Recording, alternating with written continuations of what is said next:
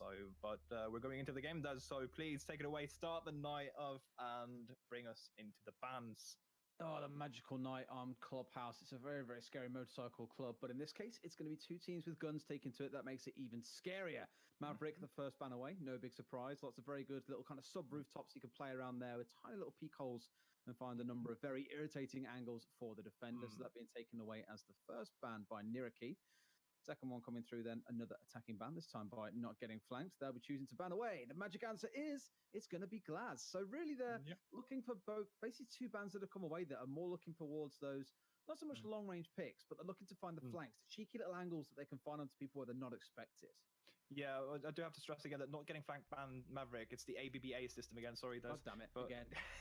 So they actually banned Man, but we do see Mira getting banned here by Nyyrikki. So those were the two bans of Nyyrikki. That was Glaz and Mira. Then now not getting flanked. Who do they decide to ban last? They do not start in the defense. They ban Echo, so that leaves Maestro open out of the three amazing anchors of Mira. Sauron fires death beams of like hate and I don't know. I don't know what the Evil Eye fires. Well, the same thing with Maestro. Oh, nice little impact tricking there from below. If you can see, if you get over to Legion, he's trying to bandit trick the Bandit, and he gets both of them.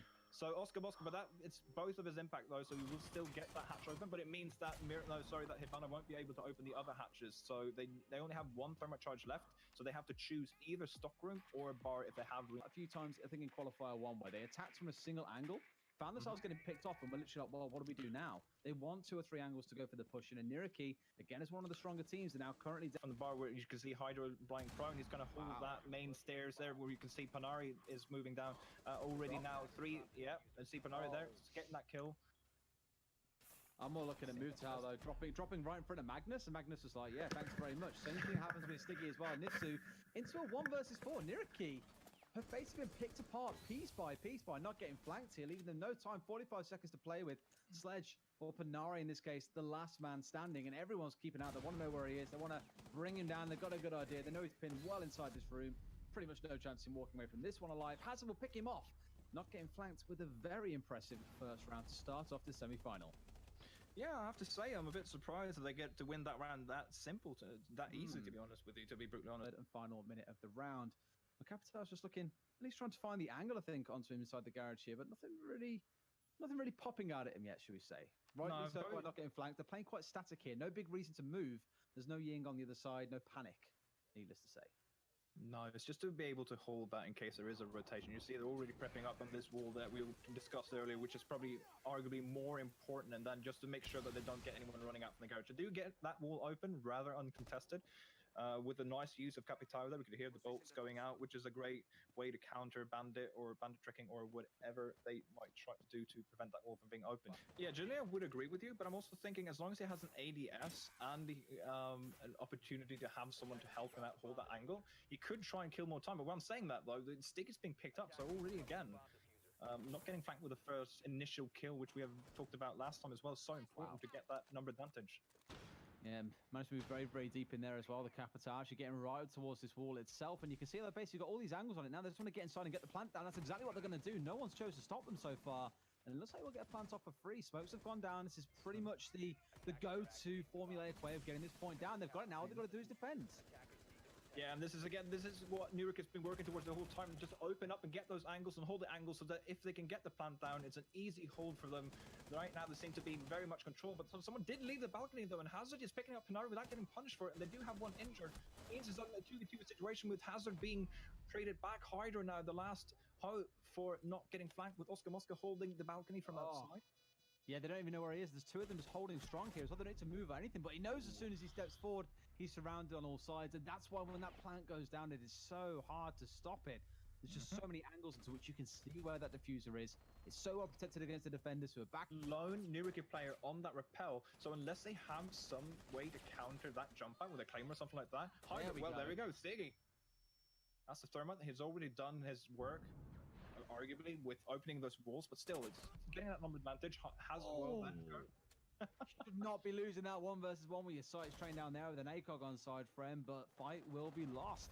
Jaeger still managed to keep himself alive, at least for now. Finally, he'll go down to a Claymore nonetheless as well. That's unfortunate. So actually, I really like the idea out of not getting flanked there, of saying, well, they're going to attack us at 3 or 4 angles. Let's attack them with 2. We'll have one downstairs in lounge. We'll have one upstairs in the rafters. They can't focus on both and we'll win those fights. And it did work for a short time. But Nyyrikki, again, with that kind of the strength and the prowess of this team that everyone's been giving them the reputation for, show why they have that and find themselves in the 4 versus 3 with 25 seconds to go. And again, though, it's like we said, the importance of putting down the claymores, because Hydra did probably try to do the exact same play that I talked about, but just because they had put up those claymores, they couldn't get punched by.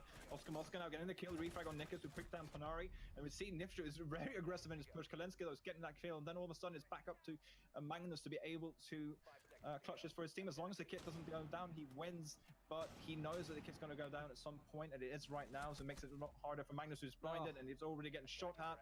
It's looking very dark now for Magnus at the moment, but he does get the kill on the dancing Oscar Mosca. He also gets the kill on Mogotaho. All of a sudden, it's only one situation against Kalinski. If he plays this right. It's such a shame he hasn't got an impact grenade here as well, because it would do so much for him, but he's got to guess right. That's the big part that he's got to look for. Finds himself sprayed down. That's unfortunate. Yeah, it was a very well done effort there by Magnus, nonetheless. Nonetheless, I mean, sorry, it's just, he heard also the Hibana they did before as well. It's really interesting how they take the double heartbreaks and also go for the kind of double range with the grenade sort of piece with the Capitao, who obviously we know is a bit better when it comes to assaulting point, and Zofia when it comes more to dealing with the roamers themselves.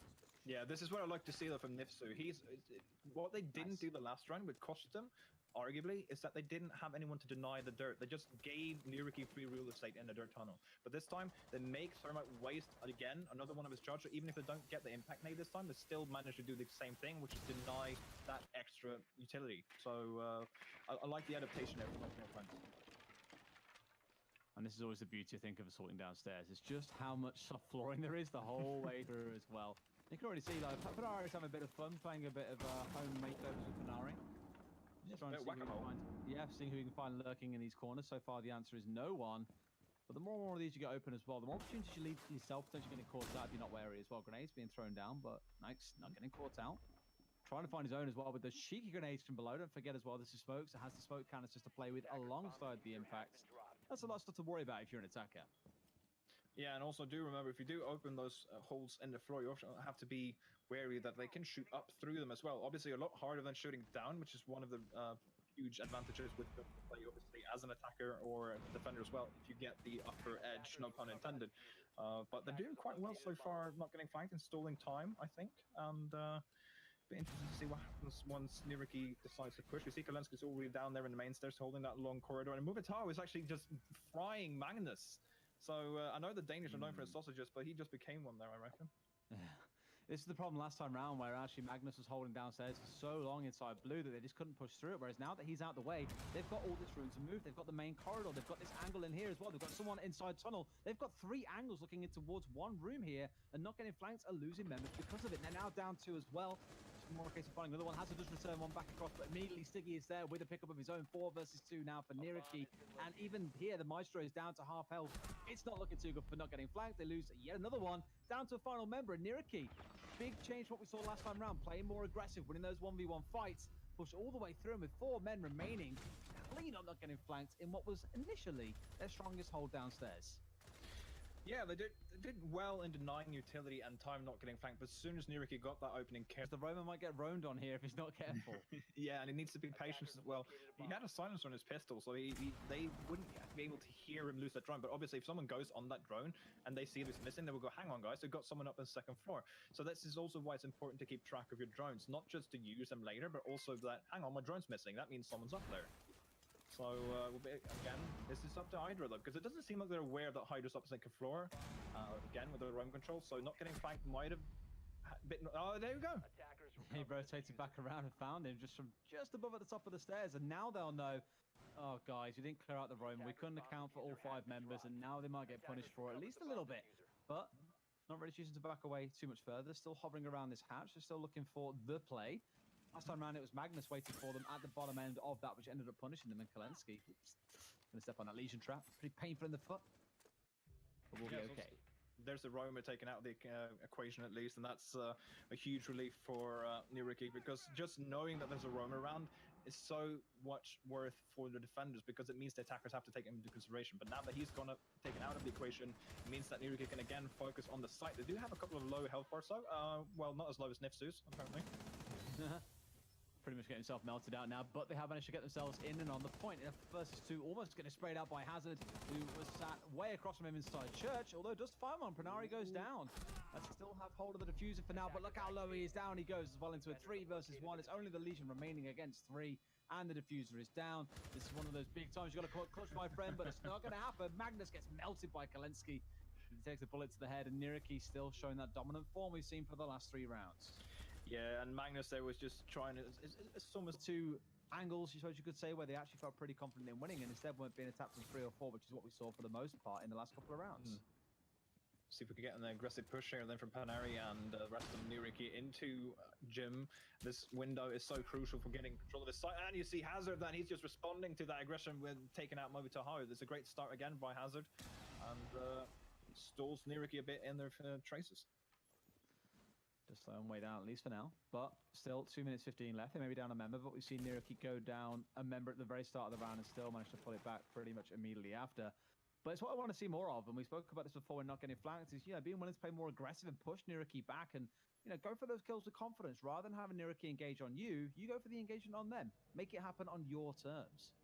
Yeah, but that's what's so risky though, because if you play too aggressively and you lose a defender as well, that's just a double whammy, you know what I mean? You got a man less for the rest of the round. But sometimes when things are clearly not working, you just have to throw the dice to see what it lands on. And this time Hazard got that initial pick on Mubtaha, so it means he couldn't use his utility as Capitao. So a great pick, and like you see, it completely stops and halts Nyyrikki, and they have to rethink how they attack this. Taking the time, clearly is the number 1. Gonna get a cheeky little hold down open there, so they can at least see inside what's going on inside Cash. The answer is not a lot. Well, it looks a bit no one's there right now. The Kalensky goes down. Nikes finding him just off to the side. 3 remaining now for Nyyrikki, and this is where you do start wondering. Yes, okay, they lost that first pick in the couple of rounds ago. When you're down 2, well, suddenly things look a lot scarier. And then you have to deal with the fact as well that people are starting to play more aggressively, as we're seeing out of this Maestro right now. Yeah, Stiggy's responding though by taking out that Magnus, and that's the Bandit down. Still though, this is a site, yeah, there we go. This is a site that's very difficult to attack though as soon as you don't have that corridor, because it means you have to push through these doorways, which makes it so easy for the defenders because they know exactly where you are and you just aim your crosshairs at them. Now they know that Oscar Mosca is around that area and they might do a jump out or a rotation as we see here, and Nifsu reads it perfectly well. We'll go for the rotate and not getting flanked. I think all in all, a very good round by not getting flanked. You can always see a pattern beginning to emerge with not getting flanked here as well, where if they spent someone trying to push tunnels by the looks of it, maybe just intel gathering at this point, just to see where they're coming from and see if he can get that cheeky pick. But what Stiggy also could do with the pulse from the basement is that he can be gathering intel about how many people are around there with a potential buff or someone playing lounge. So pulse is also so valued because of all the intel you can get from the safety of the floor below. Just make sure that you don't rely too much on the pulse beater in case someone comes from behind you. Look how far away he's playing here as well. Still got a long way to get back upstairs to join his team. And right now, well, no one's really near him. It seems to be everyone else playing over towards the other side instead. Although that outer wall is now open, we speak about this an awful lot. They've managed to get it exposed. Now this is where you start worrying, because this is now basically split them in half. You've got, okay, 1 member inside Garrett. It's not really in half, but you have at least divided the team here, and you've got a fantastic angle inside to be able to make sure he can't just run across. Yeah, but we still have Stiggy on the roam, and they haven't been able to get control of Cash Room yet, or the Cash Stairs, or the B window now. Nyyrikki is moving towards it. It's so important to get those extra angles as well, because it doesn't matter if you get the wall open if you have nowhere else to push from. It makes it just so easy for the defenders to just hold that and see, okay, they're going to come through the door, they're going to come to the double wall. So they need to be able to hold several angles as well at the same time. That's what Nyyrikki did so exceptionally well. So let's just see how not getting flanked is going to use this. I mean, they have already gotten 2 picks. Great start. Ooh. Yep. Starting to get some vouch, at least something for them now to that 4 versus 3. I'm going to open up that wall with every single X-Kairos pellet currently in Havana. Look at that angle. Ooh, I was about to say almost a pixel perfect angle, but Nikes just missing the shots, and equally on the other side, shots being missed too. Yeah, Nikes with a little shot out to Dez and Hazard, I reckon, there, but a little sexy little Union Jack on the skin on the Thatcher as well. Speaking of Hazard, he's stepping up as well. Nifsu there with the 4v1. Now it's all up to Kalensky, I think it is, to save this round from Nyyrikki. A lot to ask as well in the 4 versus 1. Already getting himself taking shots. Sound with a shotgun out. You're not really going to achieve too much from that range, my friend. Nikas gets the kill and not getting flanked, bringing it to a 4 and 3. So not like. There's probably a piece here where they're actually playing off point pretty much. There's only one member actually. No, 2 members, sorry, sat on point. Everyone else is lurking upstairs and Kalensky insta shot. Yikes. That's a lot of damage from that SMG. Yeah, and it's precisely the points that you made there that I wanted to make as well. Nyyrikki, to a much bigger degree than not getting flanked, are playing aggressive in the sense that they are roaming or holding those extended holds as well. You saw them as well, casting barricading off the billiards table room as well to try and sort of funnel the attackers into certain areas that they want as well. They do have open the floor as well, just above the bar desk, so they take control of much more of the map. They make not getting flanked have to fight for more of the map than what not getting flanked did in the same situation. That is very aggressive. Maybe a bit too aggressive out of Panari there, but I appreciate the intent. And Nikas finds himself 2 kills on the back of that one. Tiggy will return it back, so it's still a 3 versus 3.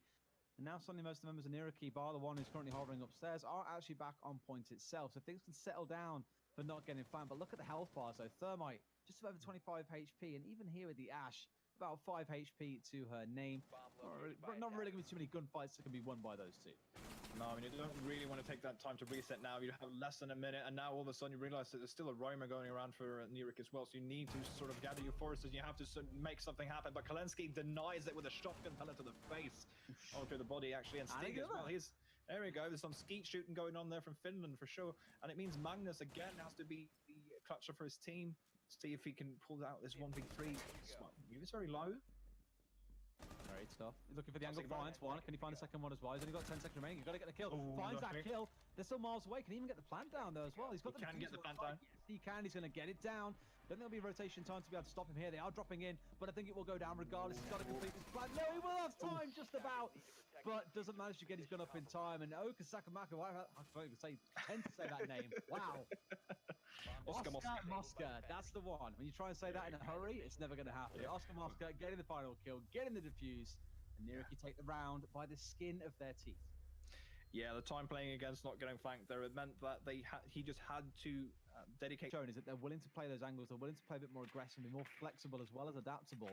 That has won them most of these rounds. But in times where they are getting punished by not getting flanked, Nyyrikki has shown the weakness in that if a team plays aggressive, they're not really sure how to react. Well, at least take some time to sort of react to it. So, bandit trick into the extreme there. He got around a fracture grenade and 2 hard breaches. That's incredible. Yeah, that's what job well done there. And now we won't be able to make that Hibana charge in time, but he will still be able to freeze that one up. And it means they don't get to open that wall entirely. Not just yet anyway. So well played there by Oscar Mosca. And looks like it got a finish electricity. But it is open nonetheless, and they've got vision inside. Yeah, but they still don't have garage control. They don't have control of any of the other important buffer zones there. They do have the B window and the balcony, which means they have that linear hold, but they don't have the side holds, but they still need if they're going to be able to get that plant down. And look how low Magnus is as well, who's supposed to be the one who plants, unless they actually get someone else to do the plant. That's a good pickup though from Nikas. He's been playing quite well on this Ash so far, and Mubtaha gets to feel the wrath of the FBI agent running out there. And well, just like that, they've got control of garage as well. They can start pushing in and making these angles work out for them. It's not a case of just trying to find 1 or 2 picks here. He's on the run and gun, like you say. It's what you tend to do with Ash. You open walls up with that 3-speed, you charge forward, G36 doing all the work you needed to. And into the situation where it's only a 3 versus 3 as well. Look at Magnus, though. He's incredibly low at this point. Still going to find themselves in a spot where they have more numbers traded back immediately. Suddenly, it's a 2 versus 1, and it's only the Pulse remaining. Yeah, and the Pulse is not on the side here, so they will be able to put down this plant if they're aware of it. And I mean, Stiggy is still in a very good position to be able to clutch this back. It's just blindly C4ing that in case someone's holding that B window. But now they know exactly where he is, and if they play this patiently, and well, don't get caught by surprise like Hydro did there, sadly, they will still be able to do this. But Stiggy, they're still low. Yes, outside the prone, but Stiggy, it is predictable. And this is what's so great. You have that Pulse, and you know exactly where she is, and you can go out there and try and pre-fire it. This is the only opportunity he has. He's got to make it work soon, mind you, as well. And he's so low at this point. That's the worst part. But he's going to go for the peak as well. Can he win this gunfight? No, he's already been spotted out. But Nikas, as always on this Ash, doing an absolute hero job, finding himself the 3K in that round and pulling one back for not getting flanked. Yeah, very important win there for not getting flanked, just to stay in touch with these teams. That's what we're dreaming of in this situation as well. Let's see how well he can do the work. Yeah, great timing on that one. We'll be able to defend it, but he's got a second one. better synergy this time around, coming out and not getting flanked on the push in. And rather, yeah. I mean, it's again the same story last time, right? Not getting flanked for the most part. Didn't even bother pressuring until, I was about to say, until Nikkei's managed to push through and actually take control of it completely by flashing the hell out of move to Ho. This time around, though, he wins the trade, and that's the crucial difference. They do not have garage control right now. They've got to ask themselves, do they want to divert resources and focus towards that? He almost had an angle in there as well, but chose not to go for the spray. Do they either divert resources and go and try and force him out, or do they just stick with what they've got? You can't afford to ignore garage if you're trying to go for a plan. No, exactly, because if you have that one in the garage, and you can't go and use the default one because that's behind the let's call it the desk. No, not the desk, the shelf closest to garage as well. So as long as Move to Ho is in that position, they just have no chance of planting in that room essentially. Again, a crucial pick. Oh, good Frank there from Hazard, and trying to make sure that Move to Ho isn't moving, taking advantage of that situation and going for that refrag, but has full control of it so far. But yeah, Nick is getting killed relatively. Oh, great shot by Move. That was and another one as well. The headshot fly across will bring him down. It's a 4 versus 1 suddenly to Nyyrikki. Everything has gone wrong for not getting flanked there. And we said, do you have to divert resources to try and take over this garage? Well, Maestro sat there and he said, no, throw as many resources at me as you want. I will still shut you down. Yeah, well played there by Move to Ho, and I think Panari was the one who got the 2 other kills as well. But again, this round is entirely down to Move to Ho if you look at it from a Nyyrikki perspective. I'm not saying that him getting the kills is the most at the very beginning of the match, and we'll see if not getting flanked will be able to pull one more back on Nyyrikki. See if they can make it work. It does feel like most of this game is basically revolved around playing Arsenal Church and playing upstairs in CCTV and Cash. Like, no big surprise, I suppose. We did see one gym, a bedroom round, but outside of that, it's been these 2 points time and time again. Nice.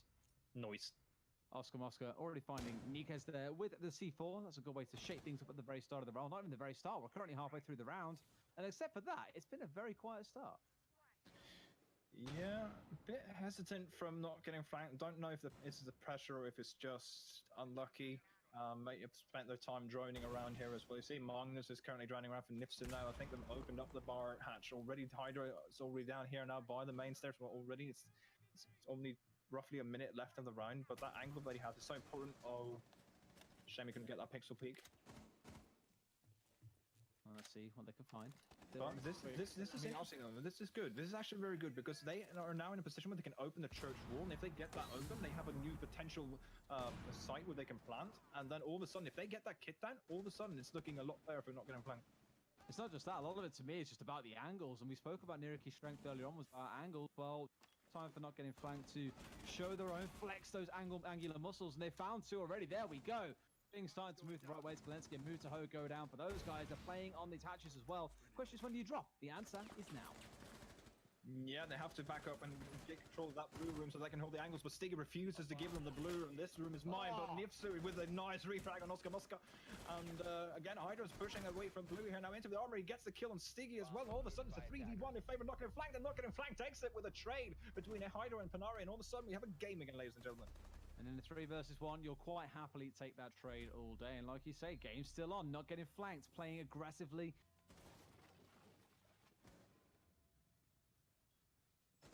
Didn't get to see the game or the order, but I'm back now, seemingly. And me, apparently. the double curse. Yeah, there we go. And we do see a Ash getting a kill off on Legion there. Good early pick there. Still a bit low quality on the video, but we do apologize for that, guys. It's technology. We can't really do much from that casting from Norway, Sweden, and England, but we are back in the game. Hopefully, you guys have had the audio or the video the entire time. As we can see, though, not getting flanked with that important early pick. The Legion going down as well does mean they lose a lot of that roaming potential that you look towards that Legion. Even just to slow the attackers down ever so slightly, it's more the momentary distraction it can provide. Maestro's still alive as well. They've still got their anchor players that they're always looking towards too, but not getting flanked in that 5 versus 4. Well, again, in Nyyrikki's shoes here, I'd be thinking, well, where have we seen this before? Earlier on in the whole series, we saw us taking away those earlier rounds despite being 4 versus 5. Then we saw not getting flanked, turning 1 kill into 2, into 3. And suddenly things went very, very pear-shaped. Again, another great pick by Nikus.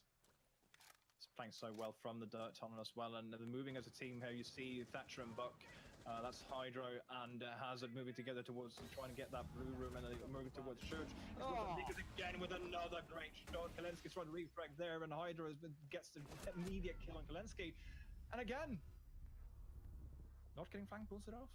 And you know full well they're screaming through their microphones right now because it's going into overtime, boys. Not getting flanked with a wondrous turnaround and bringing it back up to 6 and 6 round for them.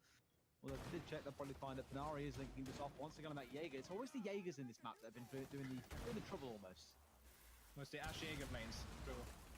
Get that double. Get that. Blah, blah, blah. Des, help me out here. The word is hard. Word hard, English harder.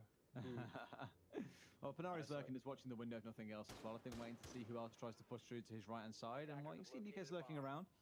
They can get themselves inside this room, and they can start that push from this angle. And again, this is what we kind of complimented on Nyyrikki at the very start of this match as being their strong point, was finding these multiple angles and just forcing not getting flanked to panic, not really know where to look. It seems almost like it's starting to happen in reverse, that not getting flanked are now starting to put the pressure on Nyyrikki instead. Yeah, but just like Counter-Strike, which we know some of these guys have experience from, this is all about momentum. If you get that confidence and you play with that confidence, well, Panari getting the pick on Hazard, surely going to put a damper on their confidence. But if you play with confidence in this game and you're willing to take those extra steps to get those gunfights, and you keep winning them, and just keep taking advantage of that, because it means that the other team will hesitate. And Magnus, though, getting a good kill move to Ho, and as we've seen in the other rounds earlier, move to Ho is the guy who's holding the garage, and this means garage should be cleared for entry for not getting flanked. Does mean they can send other members off here as well, lurking if they really want to. We saw it work out last time around when it was the Ash who actually did the work and got garage cleared out and the push on through. But Nikkei, again, you can't ignore this guy. Gets a kill onto Panari. Forces it into a 4 versus 3 momentum, definitely in the favor of not getting flanked. You spoke about it earlier on already. You can see these members of Nyyrikki are lurking off towards Garage's left-hand side, but the fact there's so much open space here, they're getting pinned in. Nikkei finds another one as well. Look at all these members lurking outside as well. On the side of not getting flanked, they're just saying, well, we'll just stand out here and watch, guys, and as soon as you run past, well, you can say goodbye. Yeah, but now they're wasting some time now, or losing some time rather, and having to go over to the other side and pick up that defuse kit, and they have not too much time to go in and plan either. Don't get to see 15 seconds remaining. Attackers activating diffuser.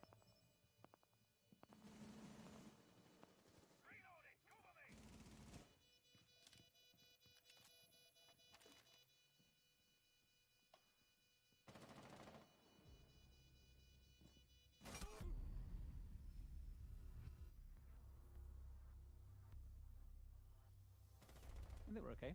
We're good. We return. Unfortunate. Yeah. But it's a win. It's a bit of a... Not getting flanked with a win. Interesting. Yeah. Single round overtime, I guess. Okay. Yeah, but I'm so... Yeah, like... I'm just... That was unfortunate that we had the connection issue at the very end there. Look at that.